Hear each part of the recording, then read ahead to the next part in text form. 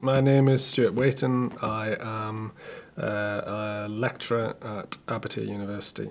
Trying to understand this issue, I think there are 3 or 4 key trends in society which are driving it. I think the first one is that society has become excessively preoccupied with the issue of safety, which sounds fine, except if that's all you can see, then you end up with an increasingly paranoid sort of society in the way things are organised and how people view relationships. The second one is the increasing way that people are understood, and especially children are understood to be vulnerable, and they're categorised as being vulnerable. Essentially, it means that we see children as increasingly at risk.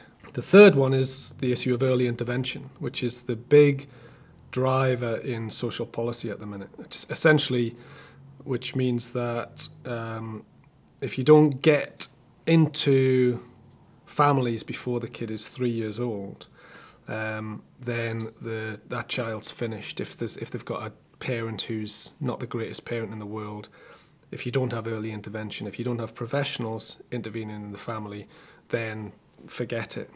I think we've lost an understanding of the importance of privacy, right? Of having a private life, and a place that isn't scrutinised all the time is essential for being able to grow, to relax and actually develop significant relationships, the most important relationships of your life. And I think that's, with all those things together, I think that's where the named person has come from.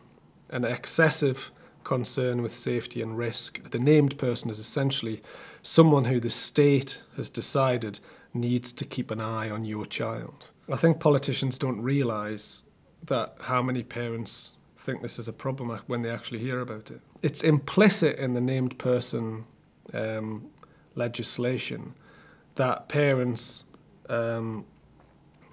essentially can't be trusted.